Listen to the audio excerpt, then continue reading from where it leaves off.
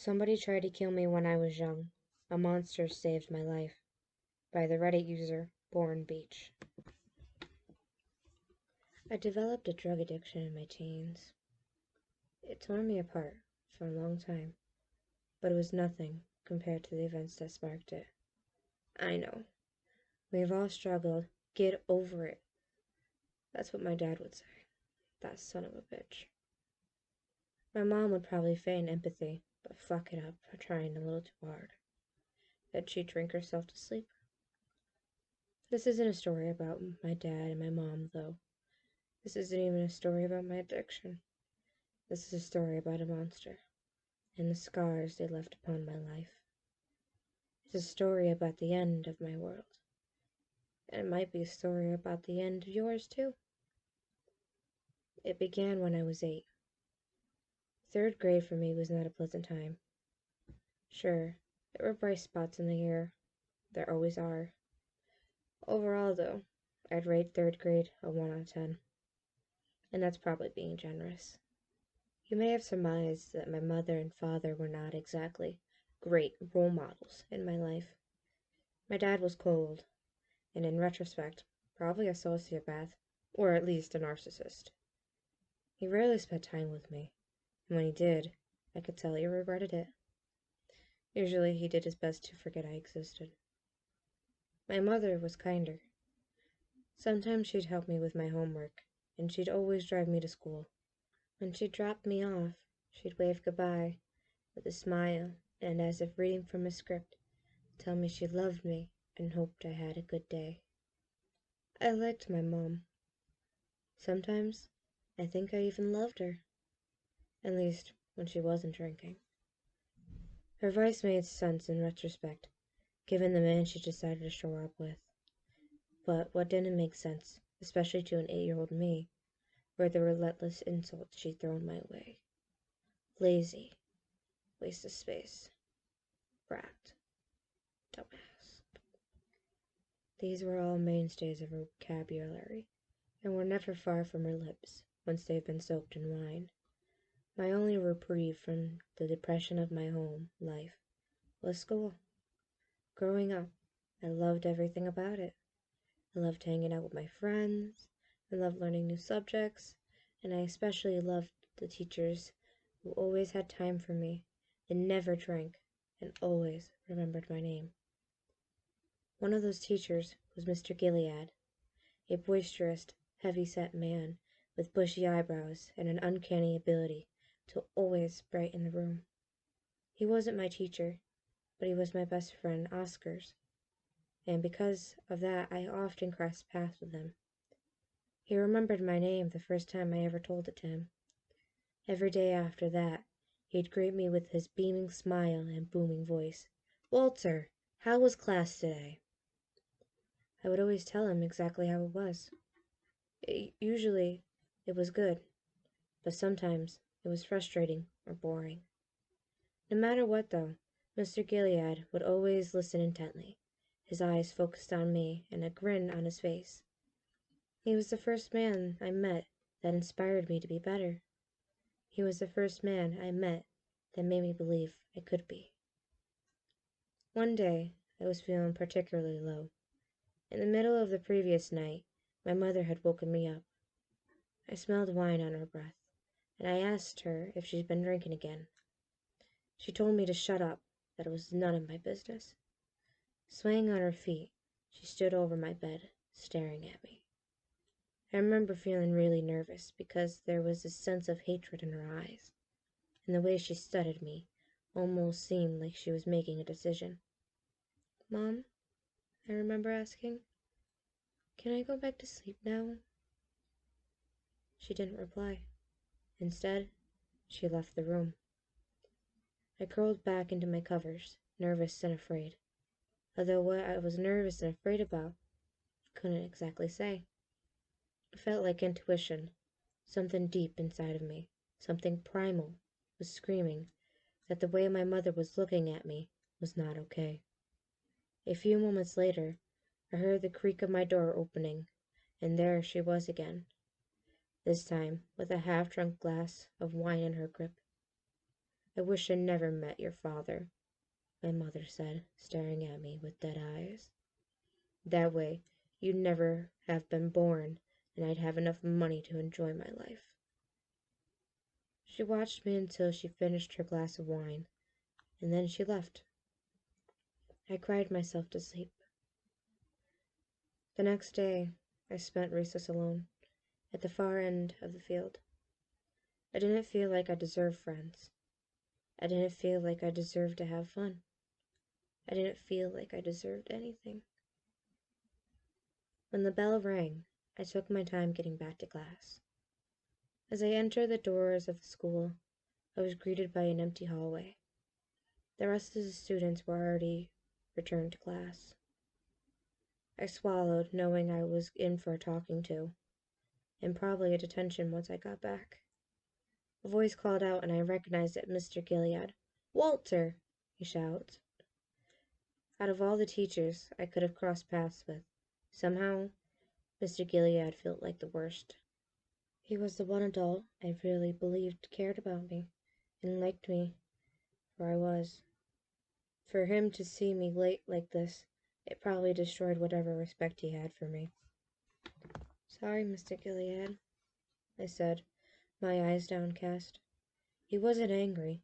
Instead, he knelt down in front of me. "Is something wrong?" I shook my head, but for one reason or another, the floodgates opened. My eyes scrunched up in a grimace, and then I started to sob. Before I knew it, I was bawling my eyes out in the empty hallway. He took me by the shoulder and ushered me into a classroom undergoing renovations. He closed the door and sat me down at the teacher's desk. "What happened?" he asked me, his voice calm and kind. I told him everything. I told him about my father's cold indifference, my mother's drinking, and how last night she woken me up to tell me she wished I'd never been born. I worked all of it out between sobs, my nose running with snot and my cheeks soaking wet with tears. Mr. Gilead pulled me in a tight hug. "I'm so sorry, Walter," he said. At length, he let me go, and then sighed. "You know, it's tough to talk about these things at times, but it's important we do. My parents weren't especially kind to me either, you know." It seemed strange to me that somebody like Mr. Gilead, the kindest man I knew, could have parents who were anything less than saints. I didn't know what to say, but thankfully, I didn't need to say anything because he kept talking. Something important that I think a lot of people learn far too late in life is that none of us are defined by our parents or our upbringing. Our futures is our own. We get to choose who we become. "We do?" I asked him, calming down. I sniffled and wiped my nose on my sleeve. "That's right, we do," he said, his voice adopting a more serious tone. His eyes, usually so bright and full of cheer, now looked sullen and full of sadness. He seemed somehow distant. It took me a long time to realize that, Walter. For a long time, I felt like I needed to do what society wanted, or be the sort of person my parents wanted me to be. It was only recently that I realized in doing so, I wasn't actually living my life. Mr. Gilead sighed, shaking his head and muttering something beneath his breath. I never felt fulfilled, because each day I felt like I was part of a play or an act. I felt like I was fighting tooth and nail against my instincts, and it was only making me more desperate to see them through. He bit his lip. I was never happy. It was a heavy conversation to have with an 8-year-old, and with a lot of its nuances went over my head. I decided I got the gist of what he meant. So, no matter what anybody says, even my mom and dad, I should just keep being me. He smiled, and the sadness in his expression seemed to evaporate near instantly. He was back to the beaming, joyous teacher I knew and loved. "Something like that," he said, ruffling my hair. "Hey, here's an idea. Why don't you join Oscar and the rest of my class tomorrow? We're going to be doing trivia competition in the morning. Oscar tells me you're the smartest kid in the grade, and it'd be a shame if you missed out." I grinned, sniffling. I don't know if Miss Applefig would allow it. Actually, my eyes drifted up to the clock above the closed door. Its minutes ticked forward to 10:32 a.m. I think I'm already going to be in a lot of trouble for being so late. My mood plummeted all over again. Maybe my mother was right. I couldn't seem to do anything right, even get to class on time. "Well, then how about this?" Mr. Gilead said, standing up, opening one of the drawers in the teacher's desk. He pulled out a stack of sticky notes and a pen. "I'll write you a note explaining your lateness, as well as giving you permission to attend tomorrow's morning trivia competition. Sounds good?" I nodded enthusiastically. "Yes, I'd love that." "Perfect," he said. "So would I." He handed me 2 sticky notes, one excusing my late return following recess, and another requesting permission to attend trivia tomorrow morning. By some miracle, I spent the rest of the afternoon smiling. Oscar and I walked home together after school, and the entire time, we brainstormed team ideas. We eventually decided on the Brainiacs. "You better get us the win," Oscar teased. "Well, duh," I laughed. "One of us has to." The two of us joked around and goofed off all the way home. For such a bad start to the day, I can scarcely remember a day, ending with me feeling happier and more full of life. When Oscar and I finally split off, we swore that tomorrow we'd go home as trivia champions. As soon as I got home, I cheerily started on my homework. Mr. Gilead had given me a practice trivia question. What temperature does nitrate burn at? If I got it right, we earned an extra point immediately in the trivia competition. I thought long and hard about it, and decided I really had no idea. To be honest, I never heard the word nitrate before in my life, which meant it was probably a trick question. It sounded like something way beyond a 3rd grader, so maybe Mr. Gilead wasn't expecting me to know the answer. He had forbidden us from using the internet, and I bet you that if I got the right answer for it, then he'd know I was cheating. Instead, I wrote "very hot" with a confident flourish of my pencil. A short while later, I heard the front door open and my mom come home. She paid me a hasty smile before pulling off her jacket and opening the cupboard to start on supper. "Hey, Mom," I said, beaming. "How was work?" "Long, honey," she said, her eyes bloodshot and jaw set. "How was school?" "Great. I'm doing a trivia competition tomorrow with Mr. Gilead's class." She eyed me for a moment and then smiled. "That's lovely. I'm sure you'll learn lots." "Me too." A half hour later, my father came home. He threw his jacket over the kitchen chair and immediately asked where supper was. "I've been stressed all day, Sarah, and I come home and you still haven't started dinner?" I shrank into my homework, doing my best to ignore my parents arguing. "I have started supper," my mother countered. "I just haven't started cooking it yet. The ingredients are all ready to go." "Jesus fuck, Sarah," my dad bellowed. "Can't anyone in this house do anything right?" That night, I woke up to the smell of alcohol. I lay on my side, curled in my blankets, and heard the sound of breathing near my face. Worthless. My mother's voice whispered from behind me. I felt her hands wrap itself around my neck. And I didn't move. I didn't speak. I didn't so much as breathe. My body felt paralyzed with fear. "You stole my life from me," she hissed. "If only you would just go away." Her fingers squeezed, their nails biting into my flesh. My throat contracted. I gasped for air, whimpering in pain and terror, and then almost as soon as she started, she stopped. Her hand slipped away from my neck. My back was to her, but I could tell from the shadow she cast on the wall that she was still there, standing in the dark, watching me, drinking wine straight from the bottle.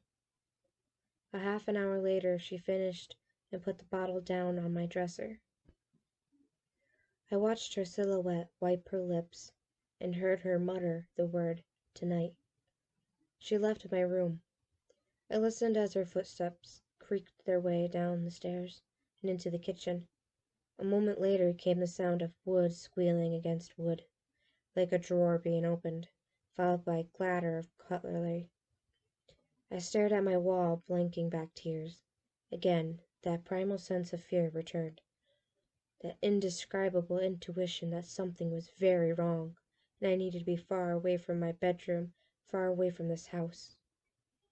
My heart thudded in my chest as I heard the sounds of footsteps on the stairs, this time coming up. The sound grew louder and higher and closer. They got to my bedroom. Soon, the footsteps were in the hallway. I could hear my mother's voice muttering, although I couldn't make out any specific words. Please, I thought to myself, please walk by my door. Please don't come inside. The footsteps groaned on the floorboards as they approached. My mother left my bedroom door ajar when she left, and from its crack, I saw a shadow in the hallway. I heard her voice. Threw away my career for this, threw away my entire life, and all so that you can take my money, take my time, and destroy my marriage. The rusty hinges on my door whined, and the door swung open slowly. A shadow grew on my bedroom floor, and I recognized its shape as my mother in her nightgown. She held something in her right hand, but it wasn't a wine bottle. It was a knife. I curled into a ball, every part of me screaming to do something, to run, to call for help, to throw something at her. My instincts told me I was going to die. Instead, I lay there as still as a board, too paralyzed by fear to move or speak. Who would I call out to? My father? He didn't care about me. How was I supposed to run? My mother blocked the doorway. What was I supposed to throw at her? The only thing I had nearby was my lamp, and I knew it wouldn't hurt her enough to stop her from hurting me. She walked toward my bed, standing beside it, knife in hand. I stared at her, hyperventilating with panic. She looked back into my eyes. She kept moving her lips, muttering words, but not loud enough for me to hear. Her face was painted with revulsion and hatred, and every so often she would lift the knife up, threatening to stab it down toward me. Then she turned on her heels and left my room, closing the door behind her. I lay there, sat up in bed, my body too awash with adrenaline to even dream of sleep or think or do anything. I just waited, wired and awake. I waited for her to come back and kill me. She never did. The sun rose, and with it came the sound of cars in the street and dogs barking in their yards. I nervously stepped out of bed. My feet were cold against the hardwood, but I barely noticed. All I could think about was my mother, and how she would react this morning. Usually she was full of smiles and affection after she slept off the booze, but after last night, I wasn't so sure. Something seems to have changed in her. When I made my way downstairs for breakfast, she wasn't there. Normally she was eating her porridge and ready to grab my cereal of choice from the cupboard. This time, it was just me. The house felt empty. Lonely. I clambered onto the countertop and opened the cupboard, pulling out a box of Frosted Flakes. I did my best to remember what Mr. Gilead had told me the day before. It doesn't matter what my parents think of me, I thought to myself. I need to forge my own path and listen to my heart. I have to do what I think is right and not let anyone, my parents or otherwise, get in the way of that. I thought about his words over my bowl of cereal. Even if my dad didn't love me, and even if my mom wished I had never been born, I could still find my own path in life.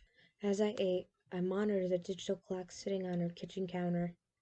It was a habit I picked up because my mom was always very strict about ushering me into the car by 7:15 a.m., so she could drop me off in time to get to work. And right now, It read 7:45 a.m. She was nowhere in sight. A minute later, I heard the familiar creak of the footsteps on the stairs. My mood picked up.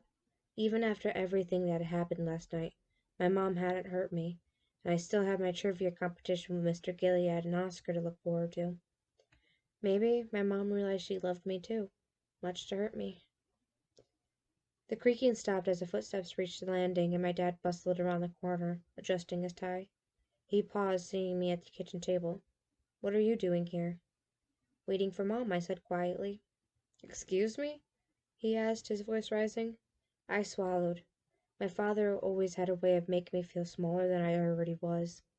"Waiting for Mom, Dad." He stared at me with something between irritation and disbelief. "Your mom's not home." "What?" "I said she's not home. Do you need a fucking hearing aid now, too?" I looked down, eating another spoonful of Frosted Flakes. Where did she go? I wondered. She was here last night. My eyes drifted to the digital display. The clock now read 7:50 a.m. Class was starting in 10 minutes, and so was my trivia competition. It took at least 10 minutes to drive to school. "Dad?" I asked. "Have you seen my briefcase?" he said impatiently. "No, sorry." "Fuck," he snapped. "That stupid bitch probably took it." He adjusted his collar and reached for the coffee pot before realizing it was empty, and then flung it across the room, where it shattered on the wall. "Everything I do," he screamed, "taking for granted." Mr. Gilead's words echoed in my head. To believe in myself, to trust in my instincts, to do what I felt I needed to. I cleared my throat. "Can you drive me to school? I have a trivia. Do I look like your mother?" he said incredulously. I stared at him, feeling tears well in my eyes. Eventually, I shook my head. "I have a real job," he said, grabbing his jacket from the wall and opening the front door. "I don't have time to play at being a parent." He muttered something about ingrates, and then disappeared through the doorway, shutting the door behind him. I sat at the table for a few more minutes, too stunned to do anything. My mom was gone, my dad was gone. It was just me in the house now. My family didn't care about me. Nobody gave a damn. No, that wasn't true. Oscar cared. Mr. Gilead cared. I snatched my jacket from the coat rack beside the door and exited after my father. I used the key we hid under the rock in our garden to lock the house behind me, and I started jogging toward the school. Usually when I walked home with Oscar, it'd take us just over an hour.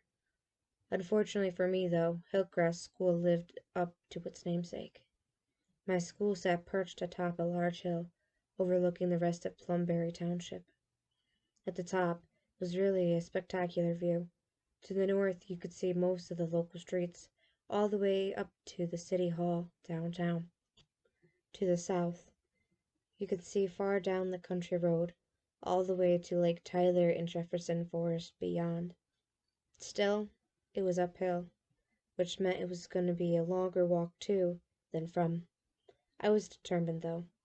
Mr. Gilead's words recited themselves in my mind like a mantra, pushing me ever forward. I kept my eye on my watch on my wrist, figuring if I could get there before 8:30, I'd be in the clear. In both third grade classes, we did a shared period from 8 till 8:30, where we talked about our day or new things we found interesting. My sneakers pounded along the sidewalk, my backpack bouncing up and down with my binder, pencils and markers. I made good time getting to the bottom of the hill, and at the distant top I could see the gates that marked the entrance to Hillcrest Elementary. I started my ascent. It was slow going. As I went, I kept track of the watch on my wrist. 8:20 a.m. I had 10 minutes to reach the top, and I was barely a quarter of the way there. My breath was coming in big heaves, and my legs, tired from jogging for so long, burned with soreness. I felt lightheaded and wobbly, out of breath. I continued to climb more slowly now. I didn't have a water bottle, and I was beginning to feel incredibly thirsty. but I knew I needed to get to the top before the trivia competition started. Somehow, even after everything that happened with my mom and dad, I felt like if I could just win that competition, then everything would be all right. My mom would come home, and she'd realize how smart I was and decided that drinking wasn't worth it. And my dad would be so proud of me that he started taking an interest in my studies. My eyes drifted back to the watch on my wrist, and my heart fell. 8:45 a.m. How could I have been walking up the hill for so long already? I stopped, catching my breath and realizing none of it mattered anymore. It was way too late for trivia, and I was probably going to end up in detention besides that. There wasn't any point in rushing now. My day was already ruined. I took the rest of the hill at a slower walk, and my legs thanked me for it. I hated my mom for leaving last night. I hated my dad for not driving me to school. I hated both of them for making me miss out on trivia and disappoint the one adult who seemed to care about me, Mr. Gilead. Tears tugged at the corners of my eyes as I considered how ashamed of me he probably was. He went through all the trouble of securing me permission to attend his class this morning, and I gave him my word I'd be there. Then I didn't show up at all, and my dad didn't so much as call his school to let them know I'd be late. He probably thought I was just as much of a lost cause as my parents now. "There he is!" a shrill voice shrieked.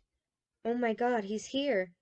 I looked up as Miss Applefig came stampeding toward me, her face lined with concern and her tone thick with relief. "Walter, are you okay?" She wrapped me in a tight hug. "Thank goodness! Thank goodness!" I'd been so absorbed in my own thoughts that I haven't even noticed I crested the hill and come in front of the school. Miss Applefig smothered me with her hug, and all I could see was the blue fabric of her blouse. "I'm fine, Miss Applefig," I lied. "I'm sorry for being late." "It's okay, sweetheart, it's okay," she said, pressing her face to mine. I felt something wet on her cheek. "Gloria, is that Walter Thimby?" a man bellowed, and I recognized it as Principal Patel. She wheeled around, nodding fiercely. "It is, Uday, it is."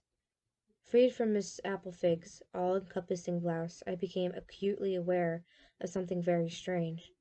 My entire school was staring at me. "Bring him over here," Principal Patel called out. "Everybody, triple-check your students and make sure everyone's accounted for." Miss Applefig ushered me into line with the rest of my classmates, and I plunked down on the grass beside Jesse Wilson, a blonde kid who held the record for the most school suspensions in 3rd grade. He leaned over and whispered into my ear. "Whew," he said. "Gotta say, man, for a while there you had us worried." "Had you worried?" I said, feeling too depressed to chit-chat. "Yeah," he said. He thumbed over his shoulder, back toward the school behind us. "We thought you were still inside." Still inside? I turned around and gazed at the school with narrowed eyes. Beyond the bell tower, in the center, I saw a dark cloud billowing into the sky. Smoke. "The south wing caught fire early this morning," Jesse explained. "We cleared out all the classrooms, but I guess we're still missing some students. You were one of them." I swallowed. The smoke was pitch black and heavy. It looked like it was growing thicker. "Fighter fires are on the other side," Jesse continued. "They've been fighting the blaze for 20 minutes now, but it keeps getting bigger. They're calling in fire trucks from the next town over." I stared transfixed at the pillar of smoke rising from the school. Beneath it, faint in the brightness of the morning sun, I spotted the flicker of flames. The school was burning. Just then, a cacophony of sirens sounded in the distance. A handful of seconds later, and 2 fire trucks rolled over the crest of the hill, through the school gates, and swung around the parking lot towards the south side. I gazed after them in awe. I'd never seen fire trucks in action before. "Mr. Thimbley," Principal Patel said firmly. I blinked, returning my attention to the front of me. He crouched down, meeting me at eye level. "I need to know if you were with Mr. Gilead's class this morning." "Mr. Gilead's class?" I said, confused. "No, I was late. I was supposed to be, but Jesus!" he muttered, shaking his head and standing up. "He wasn't," he shouted to somebody I didn't recognize. They were in a suit and on a cell phone, and their lips were moving fast. That's not good, Jessie said beside me. What's going on? I asked, fear beginning to take seat in my chest. We're missing 22 kids still, and one teacher. I swallowed, a piece of me already knowing the answer to the question I was about to ask. Who? Mr. Gilead, Jessie said darkly. Nobody knows where he is, or his class. They're 2 doors down from us, I argued. How can they not know where he is? Miss Applefig appeared in front of us, her finger pursed to her lips. Shh, she hissed. It's important that we're all quiet. This is a very serious situation, and it's crucial that Principal Patel is able to hear what's going on. Jessie and I closed our mouths, nodding in acknowledgement. As soon as Miss Applefig shuffled out of earshot, though, he leaned over and resumed his whispering. That's the thing. They cleared the entire school. The fire alarm went off as soon as the smoke detectors caught whiff, and Principal Patel himself made sure to double-check every classroom to make sure they were clear. All of them were empty. I shook my head. That doesn't make sense, I said, defiance leaking into my voice. Oscar was in that class, and there was no way Patel would miss Oscar. He was the loudest kid I ever met. They had to have been there. They were doing a trivia competition today. Jessie shrugged. I don't know what to tell you, man. That's what I heard. My mind raced. Where could they be? Mr. Gilead had promised me there would be a trivia competition today. He hadn't told me to meet the class anywhere special. They had to be there. My eyes scanned the crowd of assembling students. Each class was separated into small ranks, with their teachers standing out front. I went over every single one of them twice, then once again to be certain. No Oscar, no Mr. Gilead. Once again I felt my emotions getting the better of me. Tears began welling in my corners of my eyes, but I took a deep breath. Maybe they had met up at school and then gone for a walk. I looked up at the near cloudless sky and the warm sun. It was an uncharacteristically nice day for November. Maybe Mr. Gilead took them outside for a trivia competition, so that they could enjoy the weather. A crash sounded behind me, and myself and every other student's head turned in unison. I watched transfixed in horror as the bell tower, now almost entirely enshrouded in thick black smoke, sagged, and then, with a loud groan, fell backwards onto the blazing south wing. The resulting collision was deafening. The roof of the school caved in instantly, and in its wake exploded an inferno of fire and smoke. Screams erupted from the students. My jaw dropped. I was watching my school, the one place I truly felt at home, be destroyed in front of my eyes. It felt surreal, like I was dreaming and couldn't wake up. It was Miss Applefig's crying that broke me back to earth. She had a hand covering her mouth. She kept muttering the words, "Oh no, oh no, oh no." A moment later, a school bus arrived, and all of us whose parents hadn't picked us up yet were loaded into it. I remember resisting at first, telling Miss Applefig I needed to wait for Oscar. But she kept crying and telling me I had to get on board. "Please," she said. "Please, Walter." I relented, and 15 minutes later, the bus dropped me off at home. I used the key in the garden to get back inside, and when I did, I called out for my mom. She didn't answer, so I went into the kitchen and picked up my phone, calling Oscar's house. Maybe he was homesick? The ringer rang once, twice, 3 times, and then a voice picked up. "Hello?" it said breathlessly. "Sarah? Matthew? Is Oscar at your house with Walter? Please, we need to know." I said, "This is Walter.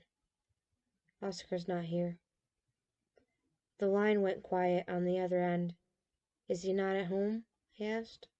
"No," said his mother's voice, though it was broken and filled with sadness. I heard her stifle a sob. "I'm sorry, Walter, I have to go." Okay, Miss Cortez. The line went dead and I hung up the phone. I looked over at the clock.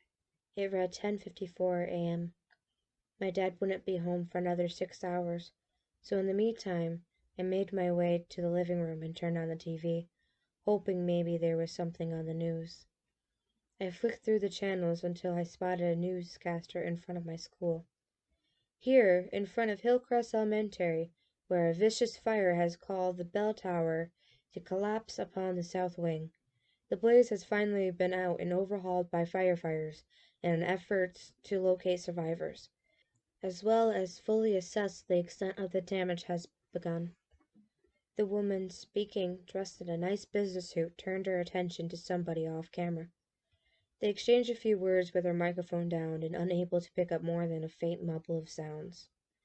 A moment later, she looked back at the camera and raised her microphone to her mouth.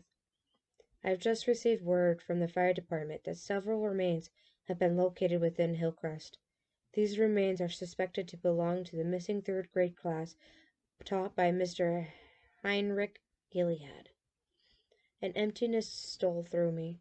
The news lady continued speaking, but her words washed over me like white noise. Several remains have been located within Hillcrest. The words haunted me, replaying over and over again in my head. It wasn't until my father came home that I realized just how long I'd been sitting there. "Walter," he said before rushing over to me. He pulled me into a tight hug. "Oh God, Walter, I was so worried about you. I was in a meeting and I didn't hear until 20 minutes ago. Once I did, I came right over." "It's okay, Dad," I said, though my voice was void of emotion. It was such an odd sort of feeling. All of my life I have craved this sort of attention and affection from my father, and yet, now that I was receiving it, it didn't mean anything to me. I felt empty inside. My dad took me upstairs, ordered me my favorite pizza, and rented the newest Harry Potter movie for me. He sat with me all night. Every so often he would ask me if I was okay, and apologize for yelling at me earlier, but I hardly registered it. My thoughts were consumed with thoughts of Oscar and Mr. Gilead. They were gone. The next morning, school was predictably cancelled. My father stayed home with me and put on another rented movie in my room. This one was Monsters, Inc. I only watched it for 20 minutes or so before I wandered downstairs. I found my dad on the couch in the living room, his back facing me, watching the news lady I watched yesterday. She was in front of the scorched remains of the south wing of my school, and it looked to be a windy day because her blonde hair was blowing all over the place.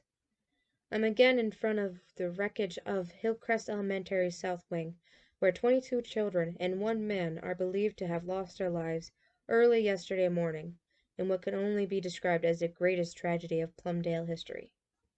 My dad reached for his mug on the coffee table and took a sip. It occurred to me that he must have taken off the day of work to stay home with me.